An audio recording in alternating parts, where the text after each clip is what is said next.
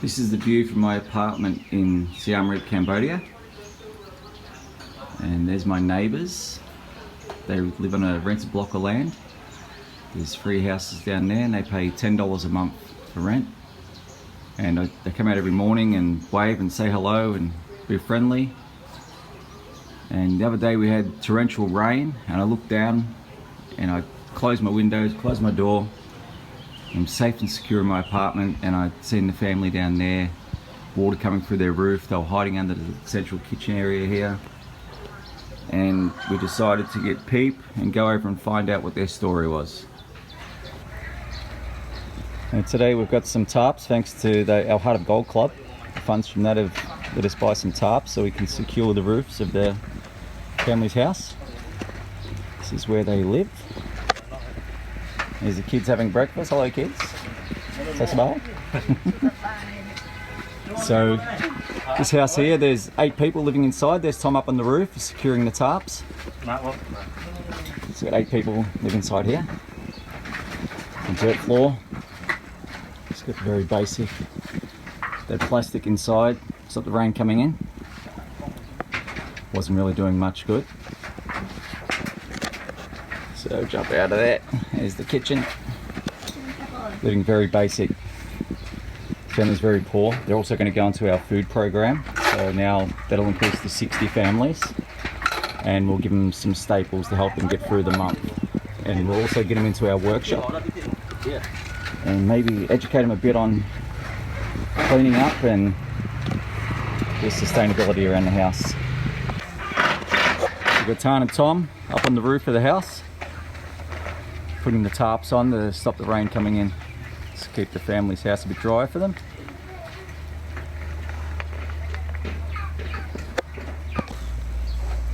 Here's the young fella. I've got him holding a bit of rope, helping Tan out. There's Tom, he's closing off the roof of the tarp. Good job. This is the family's toilet. Now this family's been renting this land for 17 years. The dad's been here, he told me. And we wanted to build them a toilet because this is their toilet. But unfortunately Dad told me we can't do a toilet. The guy that owns the land said he's going to develop here shortly, so he doesn't want anything built on the land. So for now we're just patching up their house to get them through the wet season, and then we'll follow up and see what happens from there. So here's my bird's eye view of the houses now with their tarped roofs, and that should keep them a bit drier during the monsoon.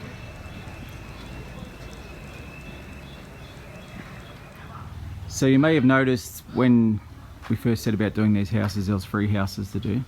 This was the front one. This is one that we haven't done, because when we come down to start the houses this morning, the guy that was living in here told us that they couldn't afford to have the 3rd house. These are $10 a month to rent, and at the moment that's just something they don't have.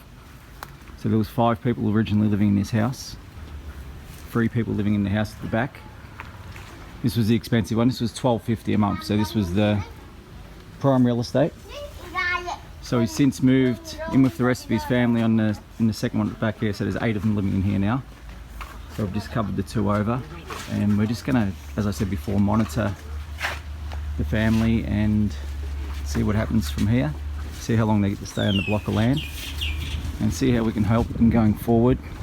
It's pretty hard. There's a lot of families living in these circumstances here, and as COVID's kicked in, everyone's lost their jobs. It's made it even more difficult. The main breadwinner in the house, he parks motorbikes at the local supermarket, and he gets $80 a month. It's his salary, and he works off tips, and there's not many tips at the minute because there's not many tourists parking their motorbikes, and they're usually the ones that tip. So we'll just have to keep them dry for now. As I said, put them in our food program and see where we go from here.